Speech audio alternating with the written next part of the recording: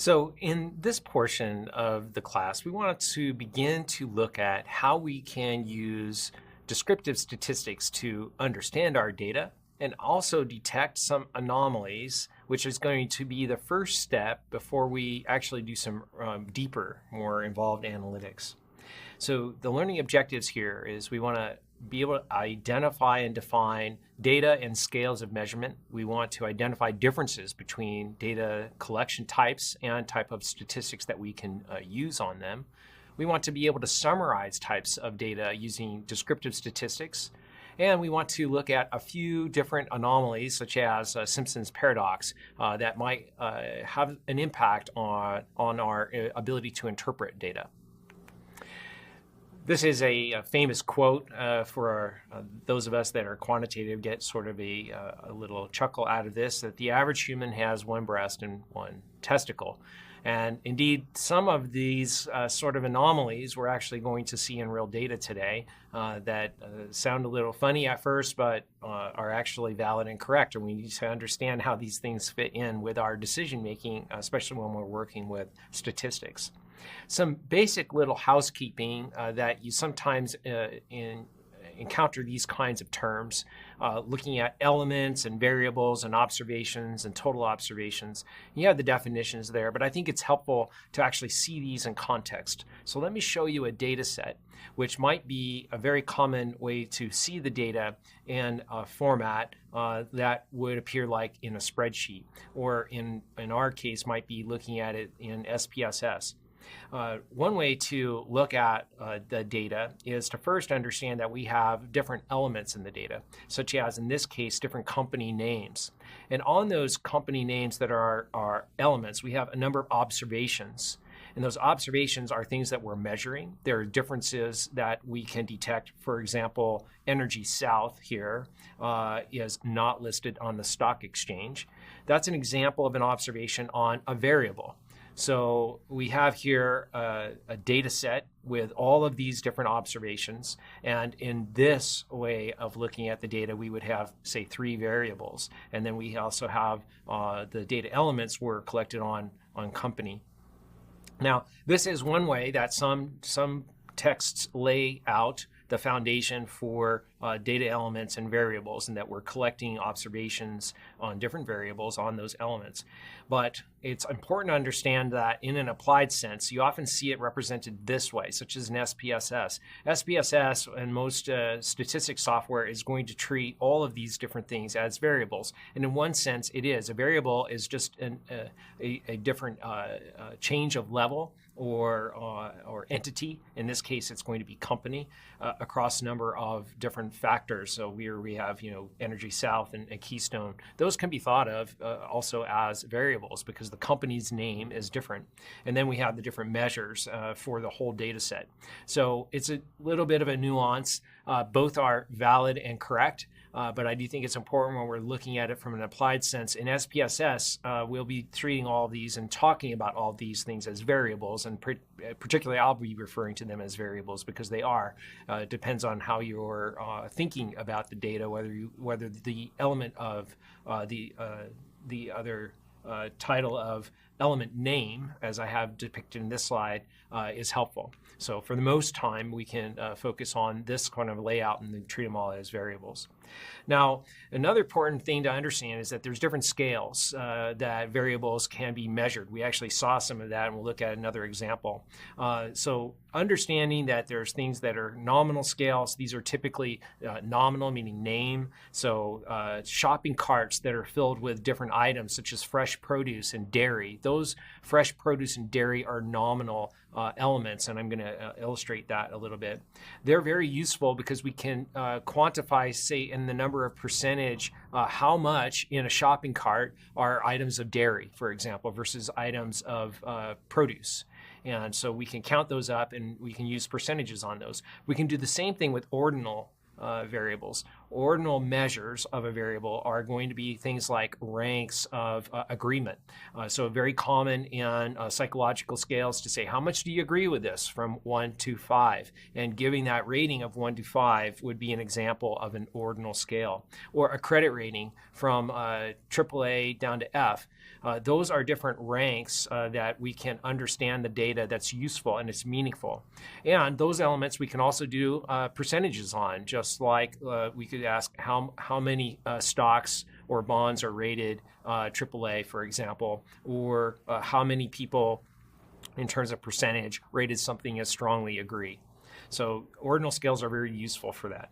Interval scales add a little bit more of fidelity.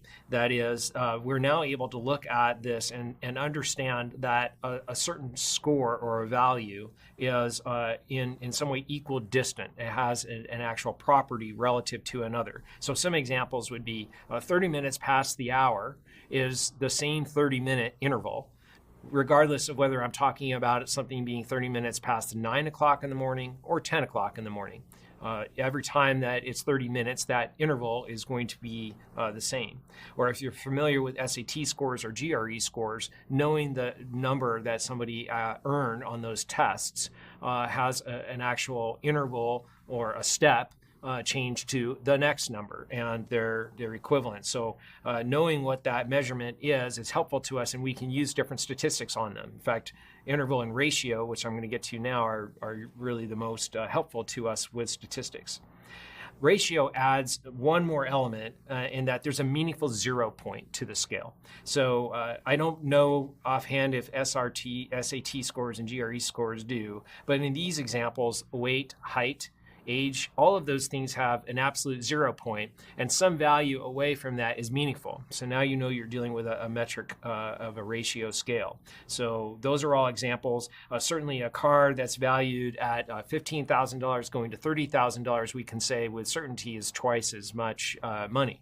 So you know you're dealing with a ratio scale, and there's an absolute 0, that the whole scale began, no money at all.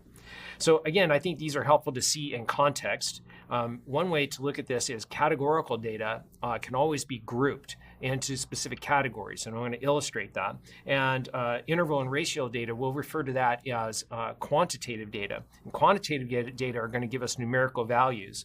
And because of that, we can do much deeper statistical elements with these kinds of quantitative items, although we can do a little bit of that with categorical. In general, we want to think of the categorical data as being non-numeric, and quantitative data will always be numeric. However, we can sometimes treat categorical data as numeric. I'll show you an example about that, so try to make that a little bit clearer.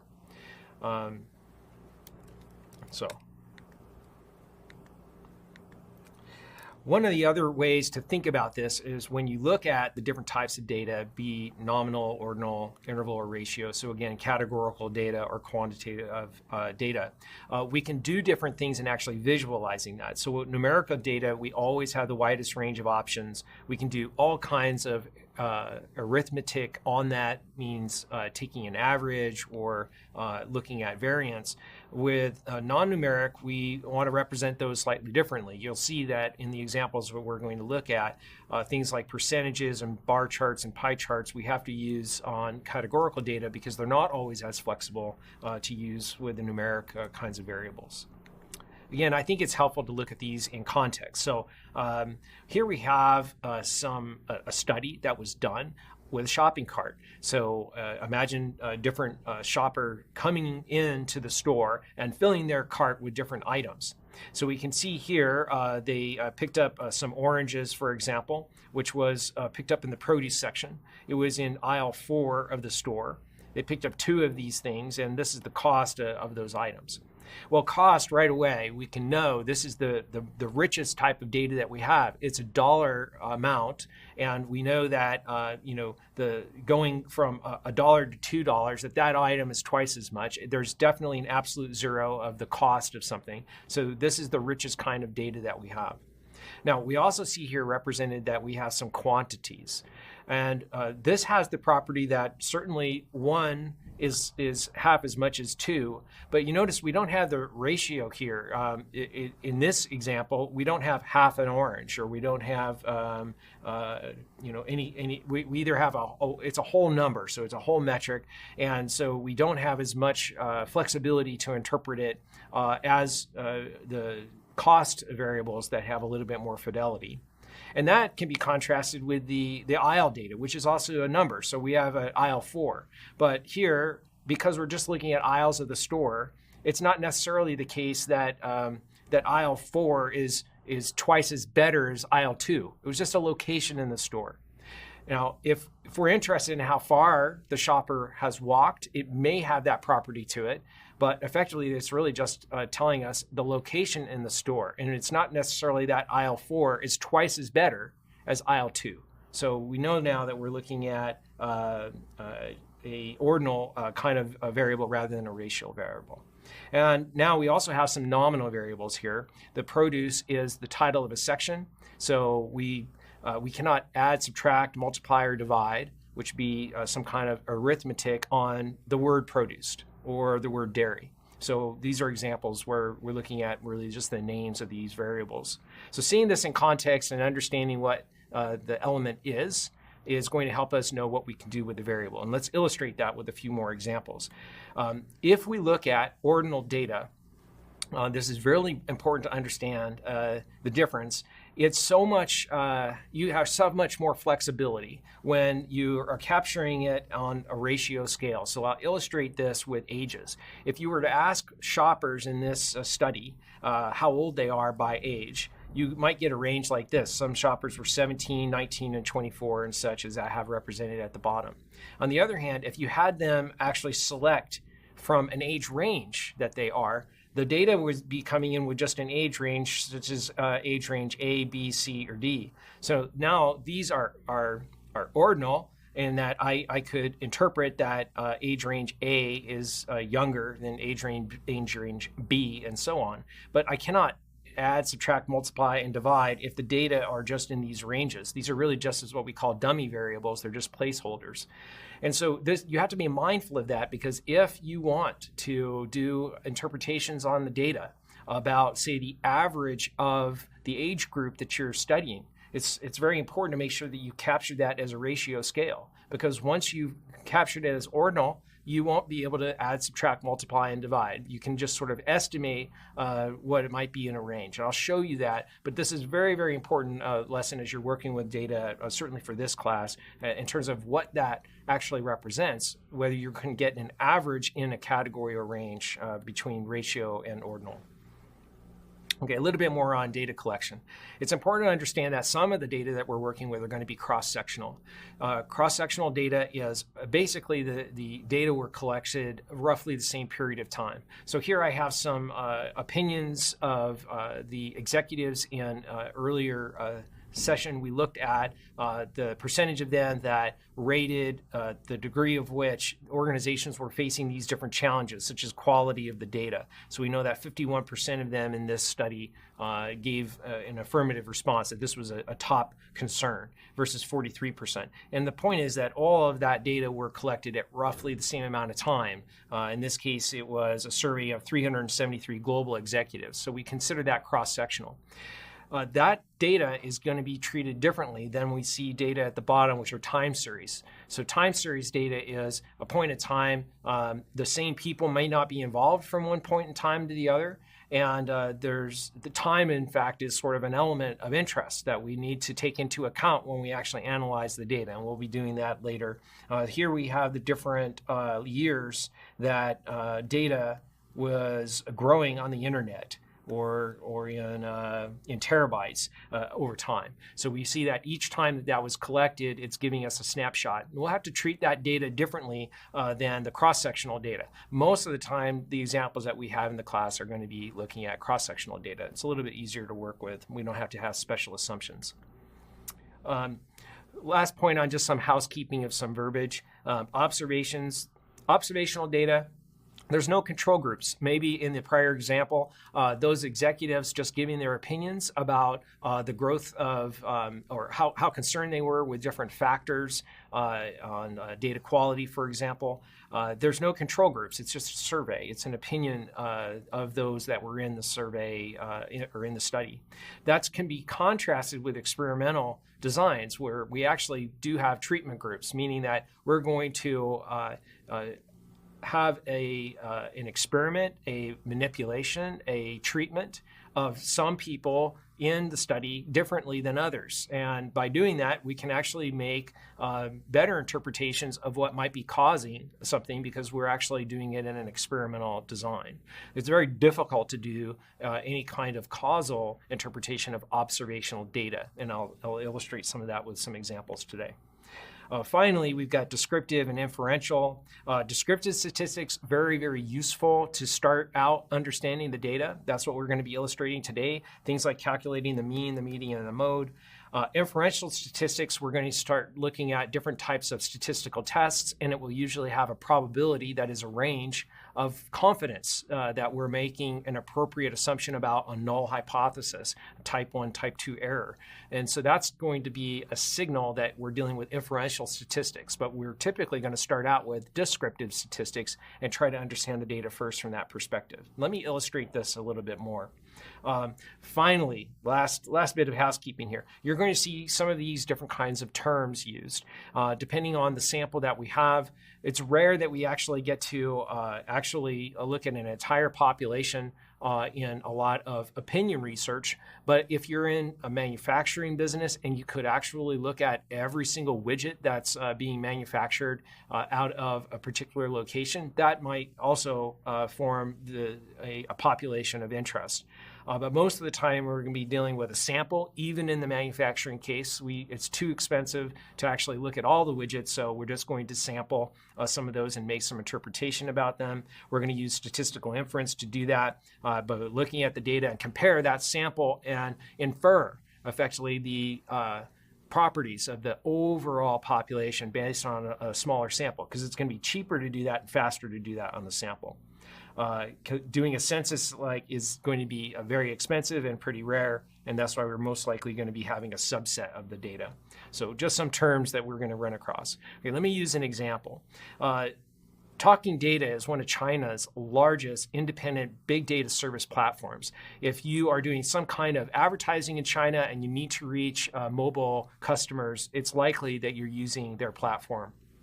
They actually cover 70% of all mobile phones in China, and they handle 3 billion clicks every day, 90% of which are fraudulent. This is an example where there could be bots that are coming in and clicking on those elements, giving false data to advertisers who believe that actual people saw their ad. So you can imagine that could be a very precarious position for Talking Data to be with their clients, saying that the advertising is more effective than it's not. And certainly clients don't want to pay for impressions that are not real.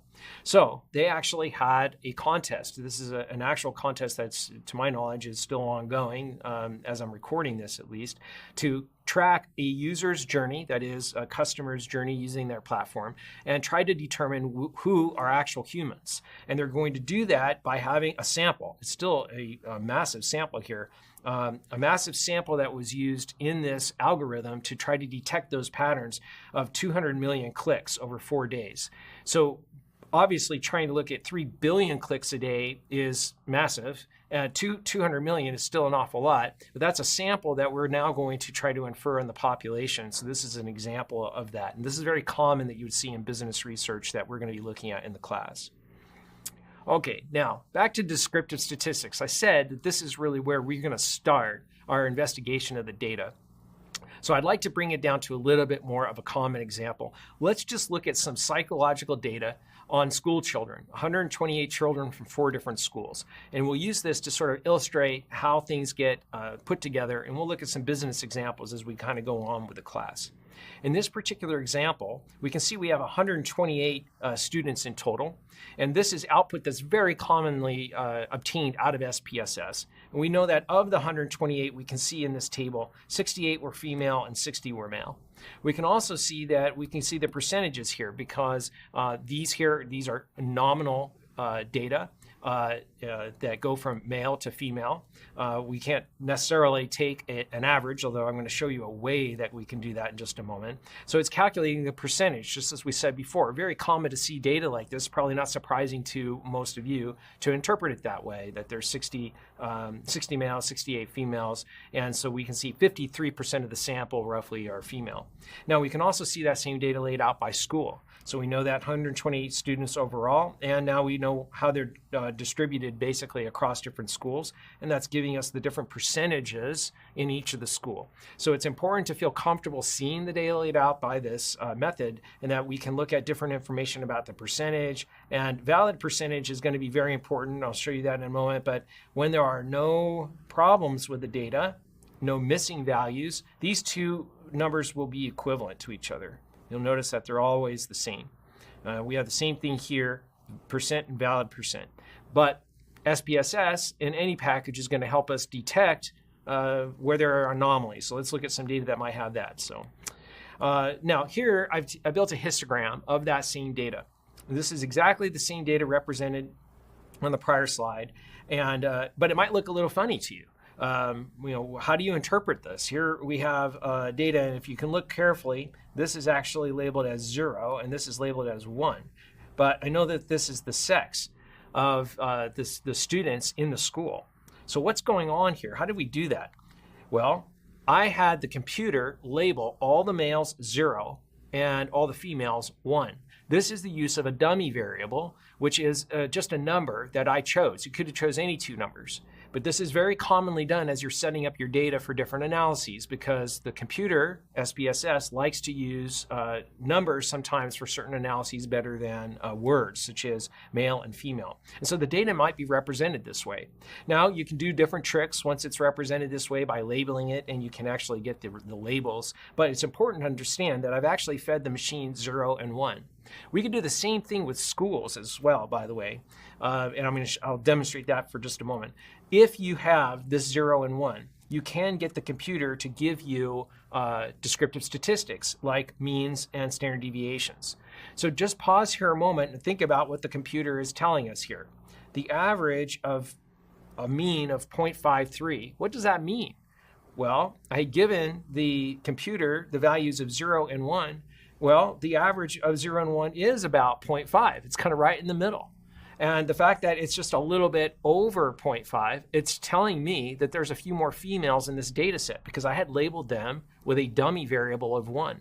The computer isn't going to know, and it's just going to chug these statistics out. It's imperative from your perspective to be able to understand what the computer's doing with those numbers. And don't trick yourself when you're starting to use dummy variables like this in the data set, that it's giving you something quantitative in a ratio or an interval scale, when really what you've done is you've used a categorical data and you're looking at a descriptive statistic that way.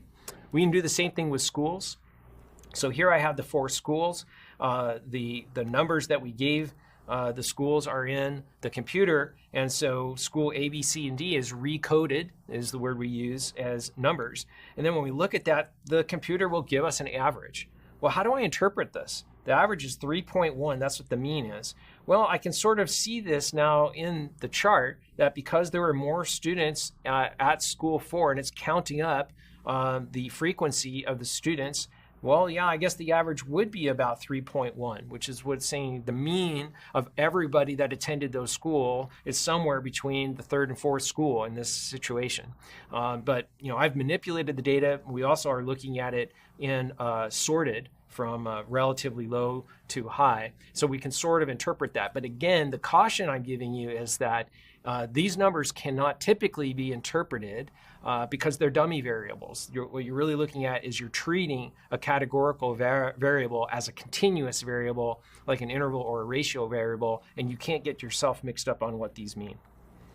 All right, now going on with this example, one of the variables I have in this data set on the school that has 128 students, some are female, some are male, is we have an IQ test. And perhaps we know that about all of the students in the school. And I'm giving you a snapshot of what this table would look like if I looked at all the psychological IQ data that I have on the students. And what it's telling me here is, for example, that I have one student in my data set with an IQ of 79. And I have one student in my data set with an IQ of 133. And so this is helpful to me because I can also see, looking down at the percentage column, how much that's represented in the data set. Now, I showed you in the first example that often when you don't have any problems in the data, no missing variables, the percent and the valid percent are going to match all the way down. But we can see here, I look at the very bottom of the total, there's a difference. I have the percentage column that's adding up of everybody that I observed in the data set. But there's a gap. I got 96.1 here. I'm missing 3.9% of all of the available data. Where is that data? Well, it turns out I have 5 people in my data set that had no IQ variable value that was measured. It's missing. And so the computer's telling us that we're missing 3.9% of the data. This is very important to me because I don't want to think that I'm looking at all of the data when I'm really only looking at 96% of it. And so now I can see that's what valid percent is helpful. Valid percent is adding up all of the observable data that I have. So I know from 96.1% of the sample, I have actual numbers, and 3.9% is missing. And then I have to make the decision what to do with that. We'll talk about that in another session. Another important topic to look at in the frequency table is I know that the IQ score of 0 is actually not possible. The test does not actually have an absolute 0. So I'm actually seeing something else here that's very, very strange, very suspicious. And that's going to lead me to the next step of this investigation. How is it that I have a student with a 0 IQ? The computer is registering it as being present. It actually is representing 0.8 of all the data, 0.8% of all the data that I have. So I've got to figure out what to do with this. That seems very strange. This is called an outlier. So this is helpful to look at the data in a descriptive statistic table like this and start to look at missing values and also outliers. So outliers and missing data can be looked at that way. Let's look at that IQ data. Maybe I run a histogram to actually look at this as a picture. Well, now I can clearly see most of my data is as I would expect because I know something about IQ is kind of up here. An average IQ would be about the score of 100. So I have some people that are relatively pretty bright and some that are less than average intelligence as the scale is interpreting. But I can see here I've got one person down there registering with no IQ. Well, I know that that's an outlier. It's very, very strange. I've got to do something about that, or at least be aware of it if I'm going to retain it in my data set. I can also see how this outlier is affecting other kinds of statistics. And so when I look at this overall IQ score, not only can I see in my table here, I asked the SPSS to output this. Here's my 5 missing variables, and I can note that I know that this mean, this average, this picture I was just looking at in the prior slide, I'll just go back. I know that the average here across the whole data set, all of this, is going to be affected by this outlier. Let me go back to where we were. So what to do about that? That's my question. I can see it's probably having an influence on these kinds of measures in my data set. The mean, the median, the mode, the standard deviation, which we're going to talk about technically what that is, but there's definitely going to be an effect by that outlier. I can also see it here in these other statistics. Skewness is effectively how much the data set are swaying from one side to the other. I'll show you that in just a moment of how that's being affected. I can also see that the range of IQ scores that I'm getting are affected by this because I have some missing values and also I have a range of 133 points. That's a huge range. Very unusual because I know IQ scores should all be around 100 and I wouldn't really expect a huge range of 133. So let's look at skewness a little bit on that effect of the one outlier of 0 score. When there's no skewness and the data is perfectly symmetrical, the skew would be 0. That would mean that my data is very balanced. Everything is sort of around a central point And you notice that I don't have any kind of peaks that are out in what we call the tails of the data set. So this is a very balanced data set here. There's no skewness. Let's compare that to some positively skewed data. Data that comes back with a skewness that is positively skewed, I know I've got some kind of an outlier or some kind of a measurement that's pulling that data set up to the right, which is making the tail out to the right-hand side. I know that's positively skewed.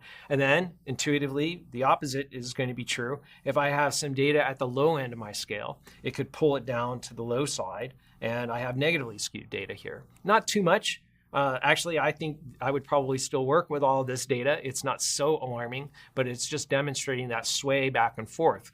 In this case, we saw this data set had a pretty alarming skew that I noticed. It was quite severe.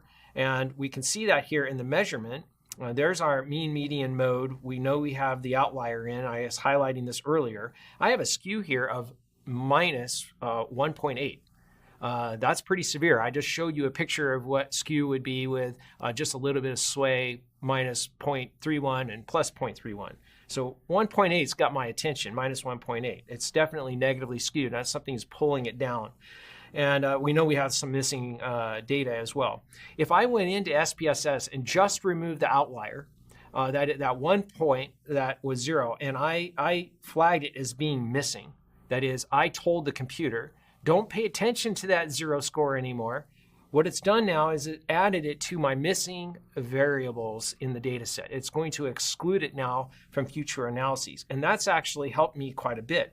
Compare what I have now, my average IQ score has actually gone up a little bit because the mean, the average, is no longer being weighed down by that negative score down towards the end of the tail. I can also see my skewness has really improved. By dropping out that one data set, I have a skew of 0.543. So there's still some skew. I can get the picture in my head. It's a little bit towards the bottom, but it's just a little bit. It's nowhere near that 1.8 that we saw earlier. And the range, look at the impact on the range.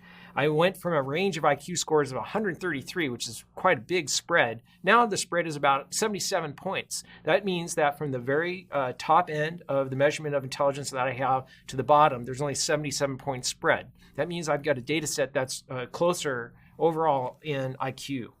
Here's a picture of the same data. Notice now, this is truncated, so we don't have the 0 point down there anymore. It's starting out at 40 because the computer's trying to represent it as best it can. But that data point is gone. And by looking at this, now I have a much more symmetrical spread of intelligence scores, which is what I would expect because I've removed that outlier. Now, a second example that we can really get some insight about the data, but it's also a paradox. This is a caution that we want to take when we're looking at descriptive statistics. It's known as Simpson's paradox. This is a situation when we look at overall average data and it hides a pattern that we can't see because we've aggregated the data up to that level. We've averaged it up. And this happens a lot in business all the time as we're looking at aggregated data. So this is a caution. Take the case again that we have data from now 122 students from the school. Originally, if you remember, we started with 128, but now I've removed the missing data and I've removed the outlier, so I'm down to 122. So I know now I'm just looking at the valid data in my data set. Now, if you are an administrator for this maybe school district, all the schools are getting special funding to attend to the students' needs for technology and aids and such. And School A has just requested additional funding because they claim that their male students require more help. Well, let's look at this. I have the average here of just 2 of the schools in this example, and it looks to me like, okay, yeah, the males are maybe a little bit struggling in terms of their IQ relative to the females. And so School A is requesting more funding specifically to cater to the male students that might need more in terms of aid to help with their learning and adjustment and things like that. Seems pretty valid, right? Well, let's unpack the data a little bit more. This is a sample of just 5 students, and just imagine that this represents the same pattern that we would see with all 122. So School A, I can see I had 2 females in there and 3 males. School B, I had 3 females and 2 males. And if I look at the average of their IQs, I get this pattern. I can see here the average in School A for males were 69 and for females was 64, an average of 66.9. And then for School B, I can see here that the pattern is that males are actually higher than my females over here, and males are actually higher than our females over here. And yet, when I average them, I get exactly the opposite pattern. When I average all that together, it's making the impression as if males are struggling with, at least in terms of IQ score, might need more attention, more aid than females. But the opposite is actually true. We can see here in this case, it's actually the females that might actually need some more attention and aid. So when you're looking at several groups' data that are summarized, we have to be aware that sometimes trends might be hidden or disappear when we combine. And that's going to be very important as we're looking at the data to make sure we're looking at the patterns first at individual groups that are pretty small before we maybe aggregate it up to make interpretations in every case.